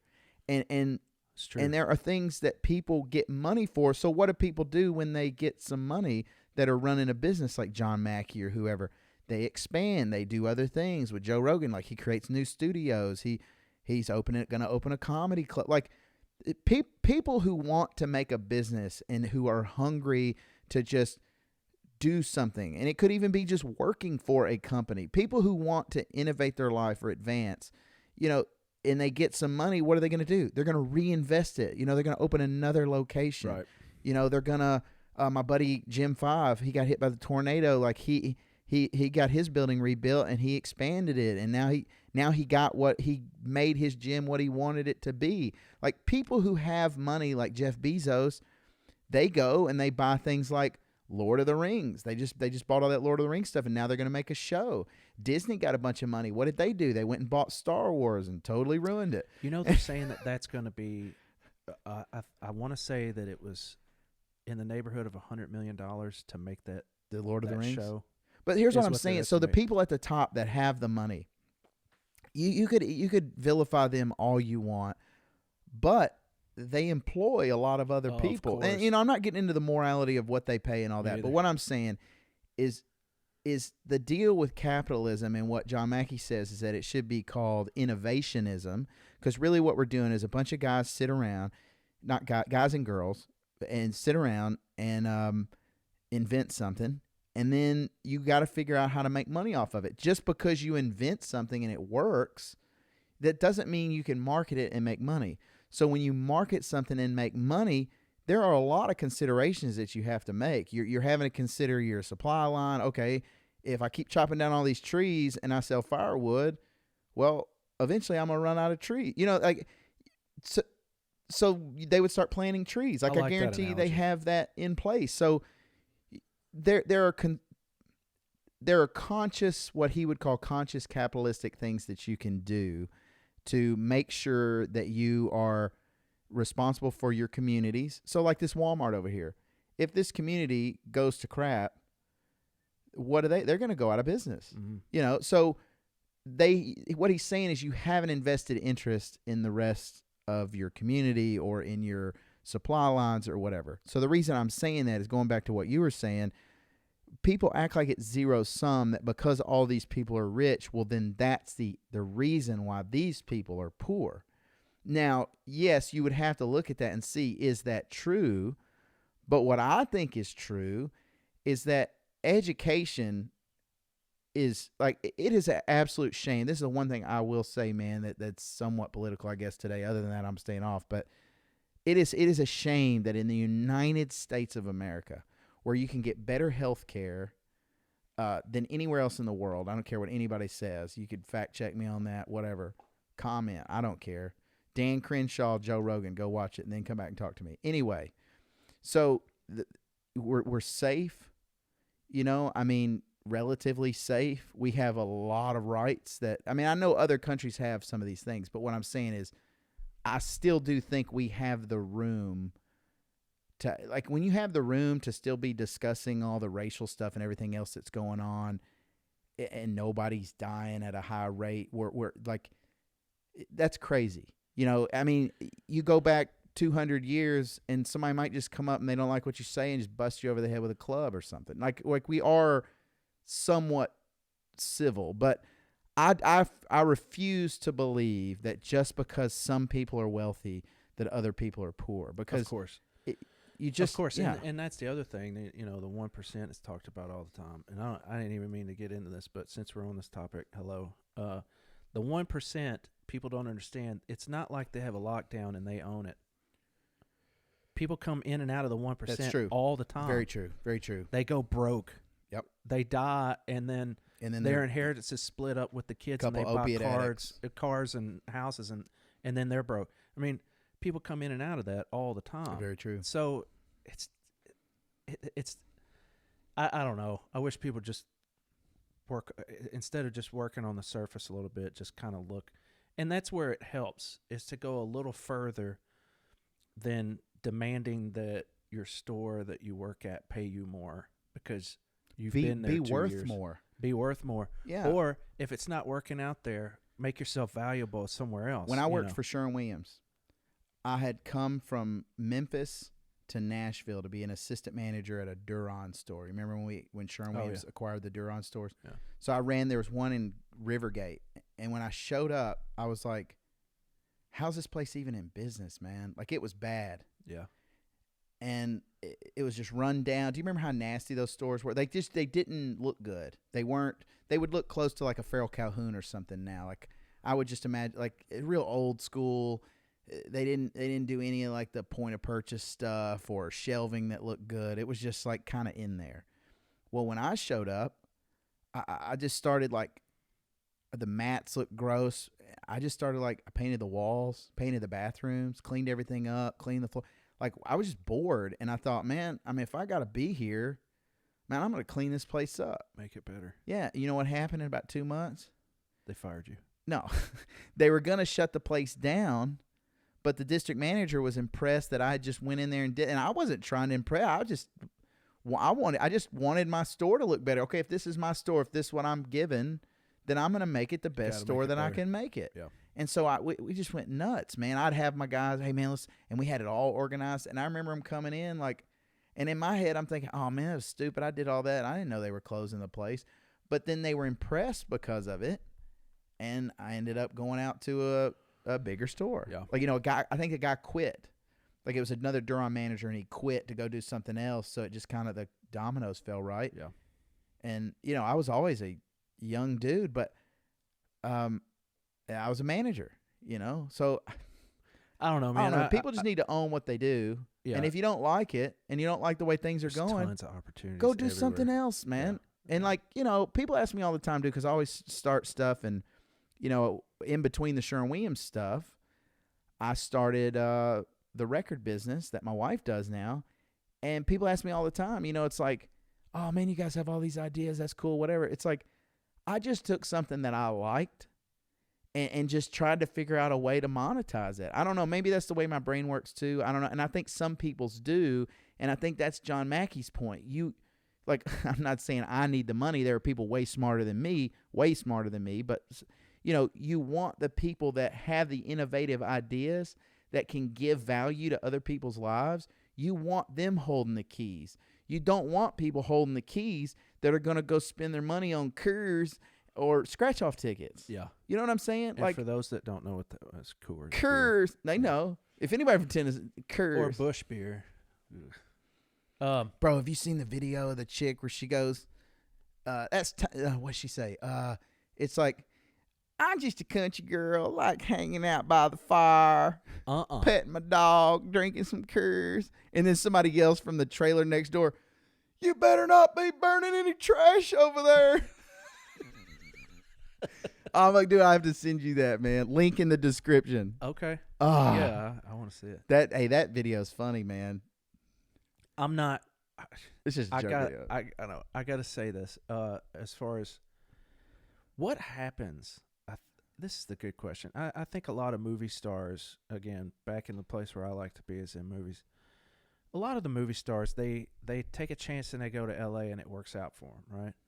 Then you got some that are just sort of born into it. They come from families. For instance, the guy that did The Last of the Mohicans, he was Daniel Day-Lewis. Well, his dad was a big-time poet, and he was a big art guy, and he was in Kate some Hudson's movies. another one. Her mom was. The Barrymores. Yeah, they go I know way back. yeah. There's some of that, but a lot of them, they get discovered. You know, they really try hard. They start off in commercials, and then they apply for this movie to be an extra, and then they get a speaking role, one line in a movie, and then they did that well, and someone can use them, you know, and their manager plays a big part. So they work their way up, and then now they're on the big stage winning an award. Is it that, okay, I made it, I'm here, here's a chance to tell somebody else how to live their life? Or is it that they really do believe that stuff? Dude, that reminds me of Quentin Tarantino, man. What? Well, just all of that. Like, he's not trying to just make, you know, some Eddie Murphy, Dr. Dolittle movie. You know, No. he's making art. So I think for some of them, He really is, dude. there's for some of them, they're really in it for the art, and they do have talent. To your point, and then. And he's a director. Keep in mind, he's a director-producer, so he is absolutely on the creative. But I mean, even end. the people that are around him, Yeah. like he uses a lot of those same actors all the time, and like Michael Madison. I mean, Michael Madison is not as big as Leonardo DiCaprio, but Michael Madison is one of my favorite. Like that dude. That dude is no idea who he is. Actor. Man, you know Michael Madison, Reservoir Dogs. Oh yeah. He's been in a couple. He's in Hateful Eight too. Yeah, that's right. The Pulp Fiction, John Travolta's character, that was written for Michael Madison. So he would have been, is it Orange? What's the dude's name from Reservoir Dogs? His character in Reservoir Dogs, John Travolta's character in Pulp Fiction is his brother. I really like how universe. Tarantino reuses actors. And there's something about, if you've noticed, when you watch all his movies, a lot of people our age, we've watched his movies a bunch of times. For some reason, it sort of works. But I think there's a reason why it works, though. It's artistic. It's the same as your buddy at the dead people store. It's well thought out. It's detailed. Yeah. It's you can look at it again, like the dude's store. Like you can go back. And maybe there'll be something different the next time. And it might be the same shell with the Tarantino movies. It might be the same shell of actors, but they're telling a different story. It's almost like this traveling play that's just doing a different play now. Very good way of putting it. Did you ever go out to that barn dinner theater? No. Chaffin's Barn Dinner Theater? Is no. that still a thing? Yeah. Oh, yeah. I drove by there. Hipsters haven't taken that place over and put graffiti all over the side of it? Bunch of white musical artists? Nobody's doing Electric car plug-ups. Yeah. Like that. Yeah. But no, they took half the front off of it so they could put a bike lane. But no, like a bike. No, I don't know if that's true. Like a bike lane and like the official 2 feet that you need. That whole area. It's beautiful out there. It's beautiful, and they've done so much to like streetscapes, a lot of landscaping along the streets and making the roads better. And there's new shopping centers and all that out there. But your point, man, the reason all that works for Tarantino is it's art. But right. And Tarantino, if you've noticed, his reusing of the actors. And this is a particular thing. You know how like you could see Robert De Niro in a movie, for instance. Robert De Niro has played all different types of characters, and I really like Robert De Niro. He's in my top 5. But I really like his movies. I really like how he portrays a character, but I don't want to hear him talk political. He's another example. He's always talking politics now, and it's just drives me crazy. I like you. It may not even be their fault though, man. They It could may be not charged be. up. It may not. It could be the same as Plus, it's Hollywood, man. Well, how many people do you know that have some hardcore political opinion? Ton. Yeah. Okay, so now think if you got a hardcore political opinion, and then all of a sudden people actually care what you think. I think that's it. Actually, it may be. It may. So just it makes you feel empowered. It may just be too that I'm just not political, and I mean, I'm a conservative thinker, but I'm not political. If that makes sense. Here's the deal, man. Everybody really needs to try to be as centric as possible. Like you can pay taxes, but not be a taxpayer. I don't know. Maybe. But like people just need to be as centric as they possibly can, because that's the only way really anything gets done. Like I don't know. Or we just go ahead and go, yeah, dude, we want this 50-50 stalemate forever. That way they just can't screw it up anymore. It's becoming more and more. It's set in stone now. There's that line now in America. Nobody's crossing it, and they're becoming more hateful. But the reusing of the actors, I gotta say this: they don't seem the same in every movie. I don't know how else to describe that. It's an actor. They're being good actors. Different. Yes, I think that's why he uses them. Yeah, those people that he uses. But you would think that Samuel L. Jackson. He's cool, exactly. Man. But that's a good example. Samuel L. Jackson, who is one of my favorites as well. I love that dude. And he's been married his wife, he's a family man. That's cool. They've been married like 40 years or something. That's crazy. He's been in Hollywood this long, and then they've been together, and it's just, I think that stuff is great. And I love that about him as a person. Him and his wife, they do interviews together sometimes. But anyway, so you use somebody like Samuel L. Jackson. He's a different who else character is in like these that? Movies. Big Lebowski guy. Yeah. He's been married to the same lady forever. Yeah. Sorry, I cut you off again. And then Arnold was, and he screwed it up. God, I hate that lady was ugly too, man. Well, I'm not even saying that makes it any better, but it's just not. It's not a good look. I don't know. Like, bro, you're married to a Kennedy, dude. Like, what are you doing? Angie would be so mad to hear it. She. Hey, bro, you trying to get suicided? We've had this conversation before, but it's not. What happened there was his wife had a career. He had a career. They were always gone. When he was home, this was the woman who was making him a sandwich and cleaning the house for him and that kind of thing. So the relationship got crossed, I think, with Arnold and she was housekeeper, and she was their personal housekeeper. She was someone that's been in their family a long time. And I bet those lines got crossed because, I don't know, the closeness maybe. Bro, you know who had a sexual scandal that I think they actually came out better after the sexual scandal, and it's kind of an anomaly? I don't know. Hulk Hogan. Do you know that whole story? Oh, dude. Did you see the show? Uh-uh. In the early 2000s? No. Yeah. What do you mean? They had a show. They did a reality show of their family. But he had that, but he had a sex tape. Wasn't his deal where he had a sex tape with his friend's wife? Yeah, the dude paid him. But then, there was he got sued or something because of it. I don't know. Do you know the story? It's something like that. It's something like that. It's wild. Yeah. He. It's so crazy. He's that cool whole though, thing. man. I'm not because cool. of that, but I just think he's cool. You remember all that take your vitamins? Oh yeah.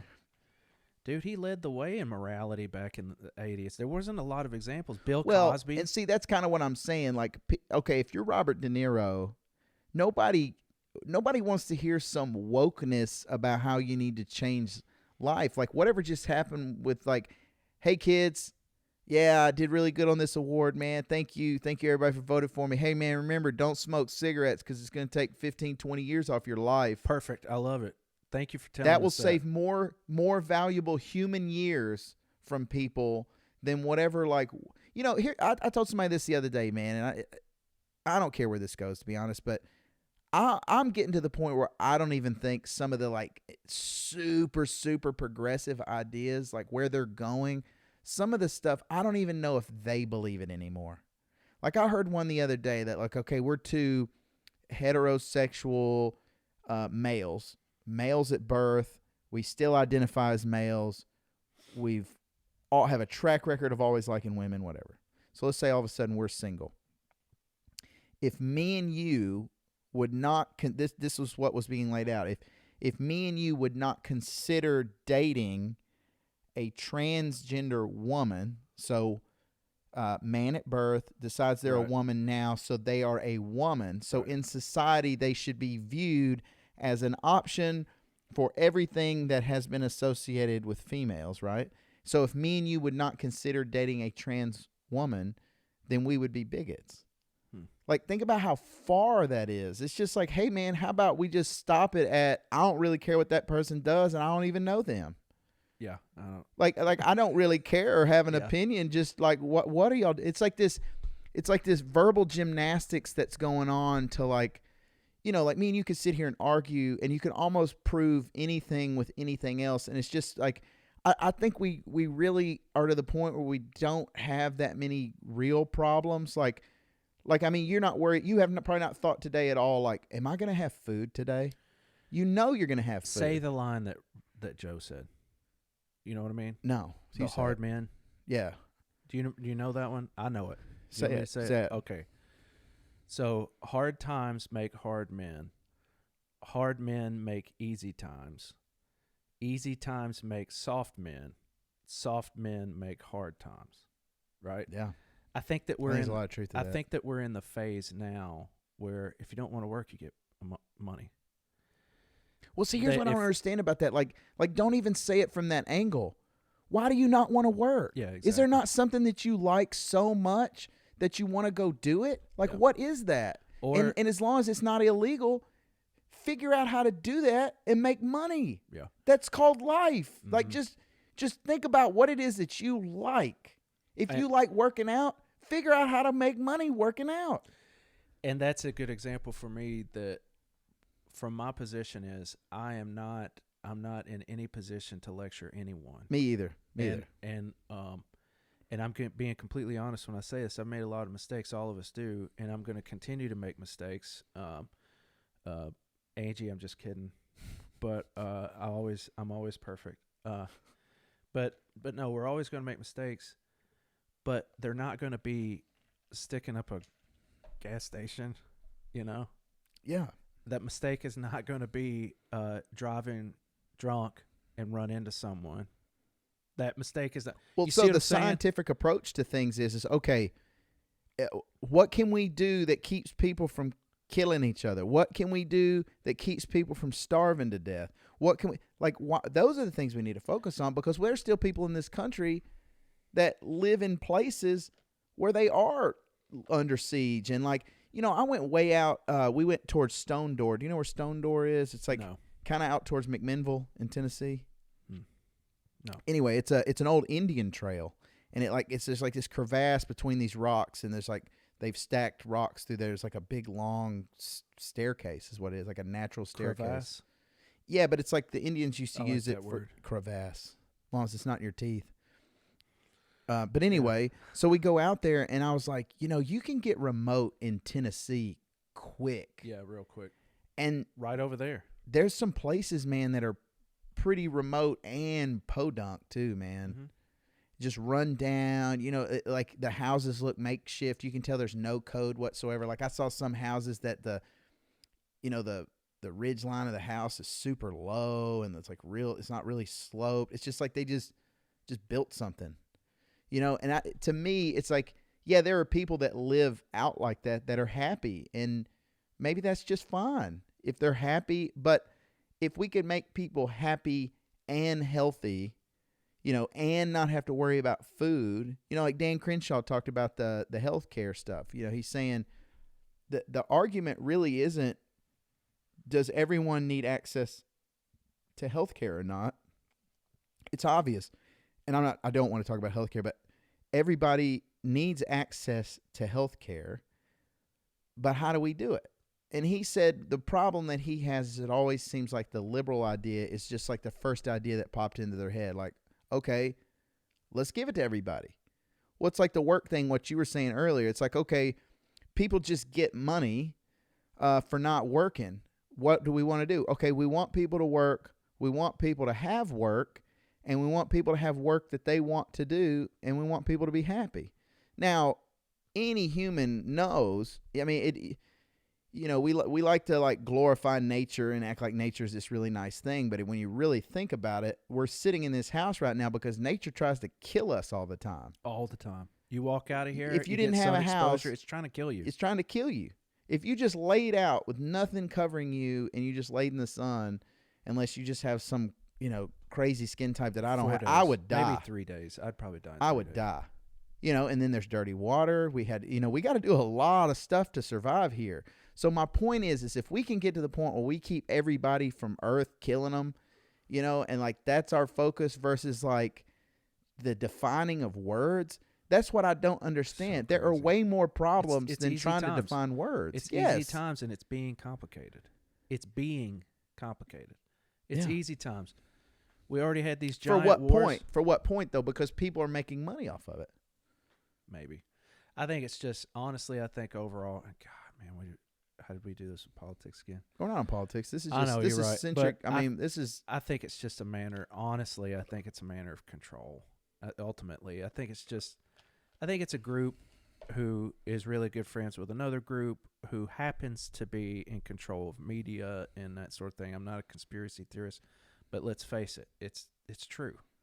And over time, a certain amount of exposure, you start believing in a bunch of nonsense about how your neighbor is terrible because they have a gun or they're a member of NRA or they support Black Lives Matter. Well, think about it, man. There's all kinds. Both sides think the other side's going to kill them. That's what I mean. Both sides say, well, your friend is a Black Lives Matter supporter, so therefore they're terrible or something. And the Black Lives Matter supporter says, well, this neighbor of mine who's really nice, who works on these my kids' bikes or something, he voted for Trump, therefore I have to hate him. And then back and forth, they're hating each other. You know what I mean? It goes back to that personal thing. If you can sit down and have a beer with somebody, dude, if we could leave politics out of it, if we could leave differences, we're creating differences, and they're monumentally ridiculous. But there's so many things that we have in common, which is what I'm saying. The earth is trying to kill us all. and we want our kids healthy, and we want clean streets and nice schools. We all want that.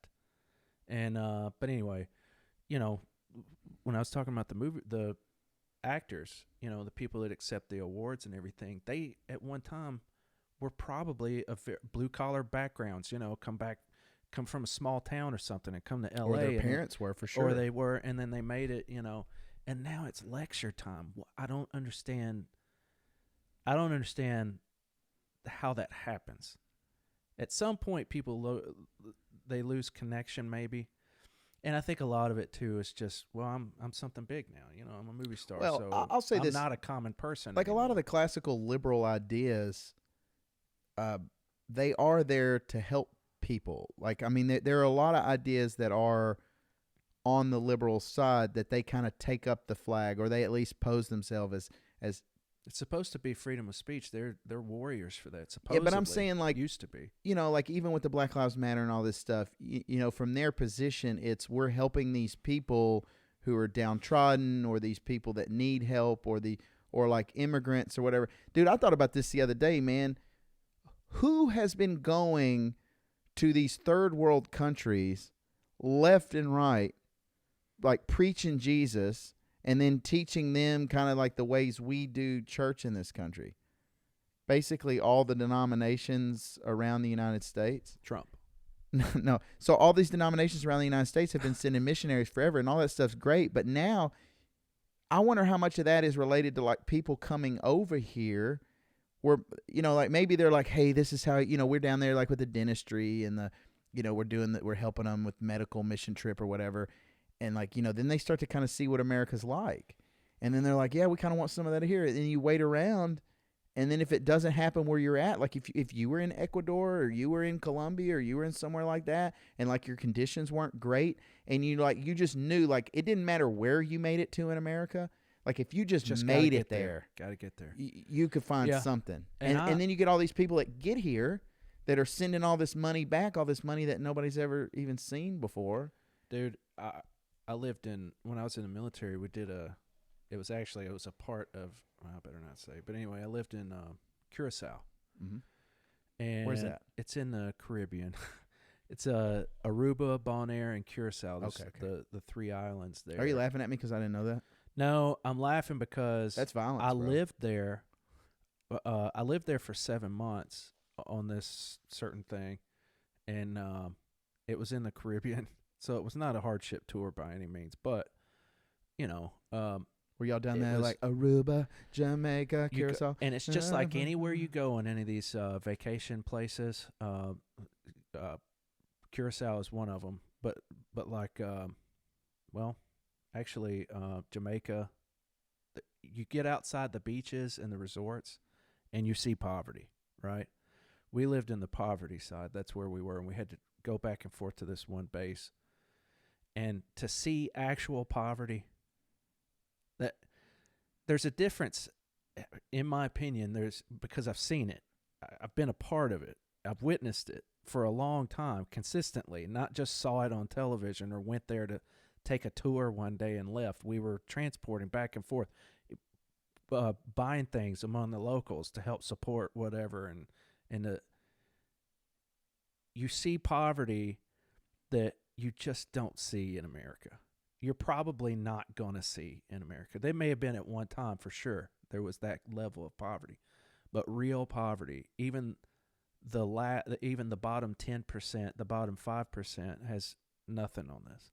We're talking about block buildings with a tin roof, and that's it, and the grass around it, But what about homeless people? Well, I mean, I don't know what next level you could be with that. When they were homeless, we did see homeless. I think we like to deny that and think that America is this perfect place and that like nobody is like what you're talking about. Like maybe it looks different, but I mean, dude, you're talking like what were the estimates? It's like 18,000 people or something crazy are on the streets in LA right now. Oh, it's more than that. I mean, it may be. I just wanted to say it on the low end, but San Francisco's nuts. I mean, it's dude, like zombies. I watched it where there was a guy that was begging for money in this one area that we were at. And it was kind of a shopping place. It's like an open air market, and he was begging for money, and the cops whipped him to get him out of there. Where? In Curacao. Oh, I was about to be Could like, you dude, imagine how's if not that on the was in news? America? Oh, Could dude, you? Yeah. It's just a total different way of thinking. Hey, man, you're going to run these tourists off. We need this money. Get out of here. That was the way it was. And they're just, Dude, I saw a dude whipped pull him. his full penis out in downtown San Francisco. He did. Okay. He was a homeless guy who's standing there. So like I don't remember what the area is called, but it's like the Miracle Mile in Chicago. It's like where all the Coach Purse places and like Tommy Hilfiger and whatever, and it's like this little 5 Points area. In L.A.?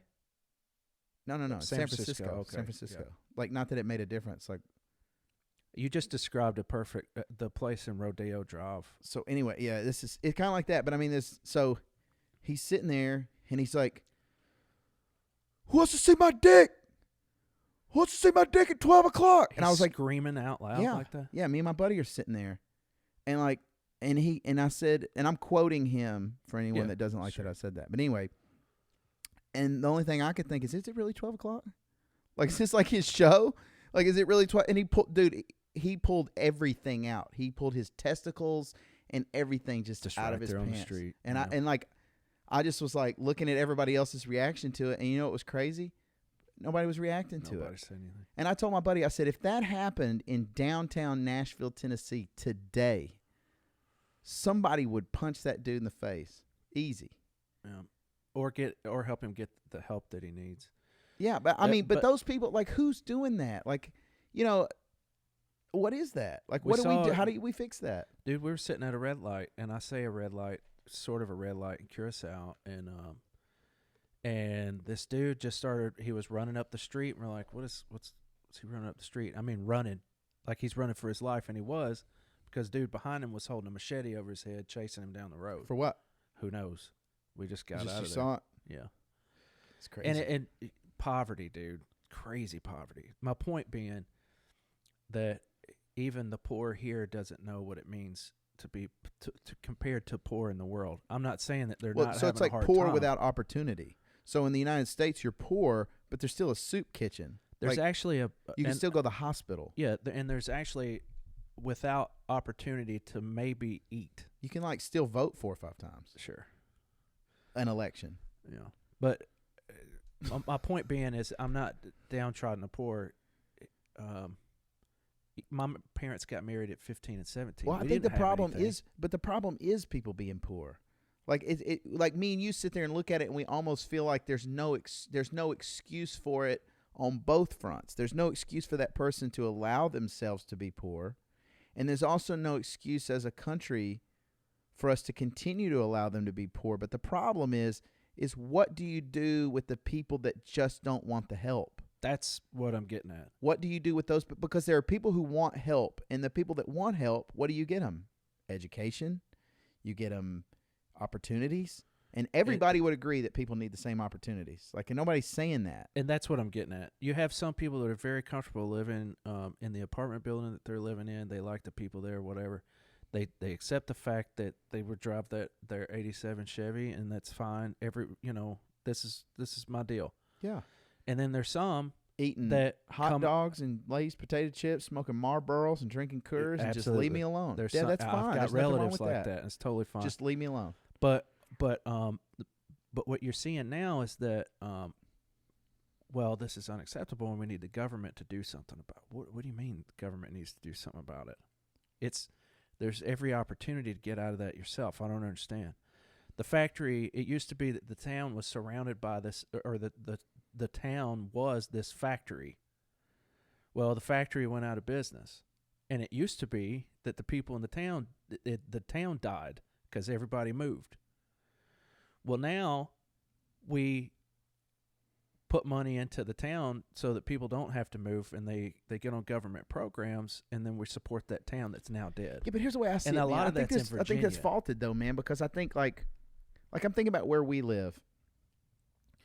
There's plenty of opportunity here in suburbia Nashville. There's plenty of opportunity here for all of our, restaurants and whatever else, because everybody that lives down here is like working in Nashville or somewhere else.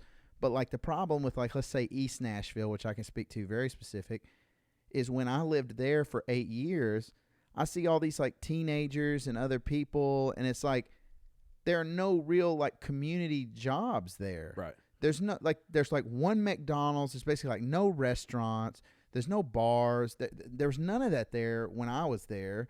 And what do you do? Where do you go? Like, okay, you get on the bus and you got to go all the way out to Rivergate or wherever, or 100 Oaks. Downtown now. It's all in Nashville. But yeah, so like I don't know, man, because I feel like some of it is people just don't want anything, but I also think people are taught to want the wrong thing. So like, yes, if you went out and got $100 for mowing yards, and you're a kid and you're borrowing your grandmother's mower so you can go mow these yards, what's the first thing me or you is going to do? We're going to save up $200 or $300 or whatever a mower costs, and we're going to get our own mower. And then we'll get a weed eater and then a gas can. And you know what I mean? And then you start your little thing. But I think what some people do who are poor and uneducated is they get $200 and they go buy some shoes. Or they spend it on stupid stuff. So it's like, I really do think it's an education piece, man. That's what I was saying earlier. I think it's a travesty Seems like in this we would country. teach money in schools. Yeah, bro. We were like putting condoms on bananas at Hunters Lane High School off Dickerson Road, bro. Yeah. And we weren't talking about. And I passed a typing class and I couldn't type. And we weren't teaching how to balance a checkbook. Yeah. So yeah, man. So like You're time somebody gets $1,000, what are they gonna do? Go buy a $30,000 car or something, because they don't know how money works. I'm glad you put it that way, because that's truly where I'm coming from.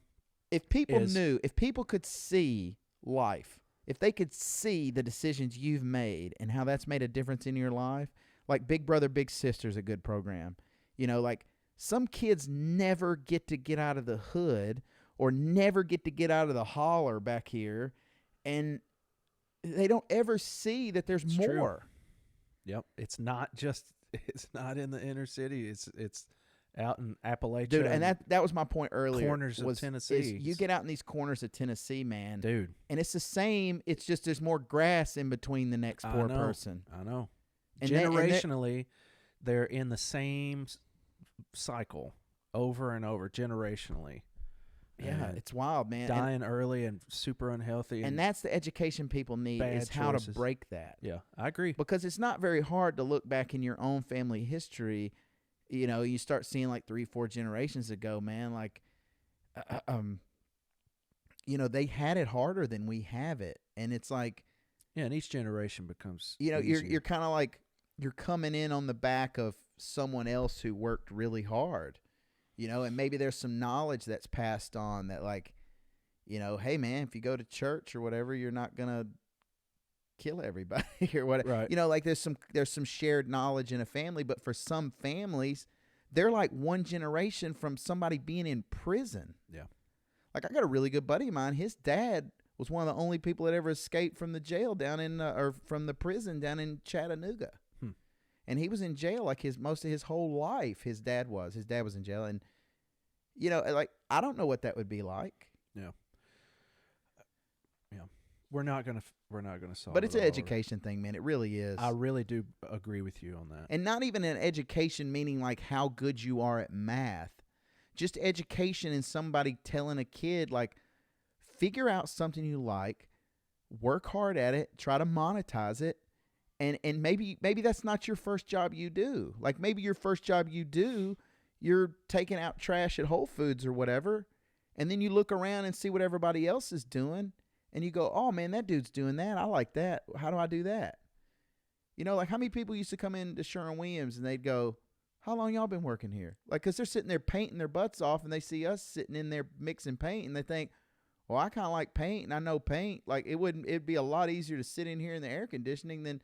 Yeah. But then educated on the way to like, okay, now how do you navigate that? Yeah. Like, how do you teach people that? We should be teaching in schools. We just solved that for the world. I appreciate you bringing that up.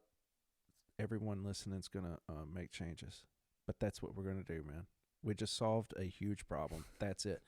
It's education in schools, particularly in high schools. Maybe earlier, we need to be teaching them about money.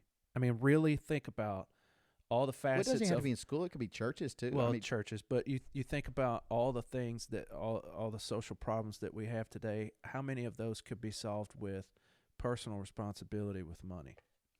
A lot. Dude, a lot. And if someone had an idea. Like if you just have it. Dave Ramsey says it. It's like if you just have some and save a little extra. How many people do you know? How many people do you know that have a 2-story house and a car, but if $1,000 problem came up, they're going to have to borrow money? $1,000 could really ruin someone, and it shouldn't, especially if you have a husband and wife and they're working or something. But anyway, we'll get back down on that road. But yeah, I mean, but it is that easy, man. And I'm reading Jordan Peterson's book right now. I'm not plugging him either, but that 12 Rules of Life. Yeah. And grow the hell up. It's everything. When you really think about it, it's very rational. Yeah. You know, most of the time, a lot of stuff It's we do to chapter 1, ourselves. wasn't it? It's grow like the hell up. I don't know. No, I don't remember. I forget. But like a lot of times we do it to ourselves. You know, you were talking about alcohol earlier in your gout. Like you know it causes your gout, but you're still going to pour it down your neck. Yeah, and the pain was bad enough this time where I'm not going to do it anymore. Get it, man. Well, bro, 2 hours. We're dead at it. We already put 2 hours in the books. Yeah. I love it. You done or you got more? We'll save it for the next one. How about that? All right, man. I think this has been really good. It has. This has been a good one. It's good conversations. Yeah, I could talk all day. Bro, Wylie Jones, we're tearing our stuff up just to say bye. Peace. Thanks.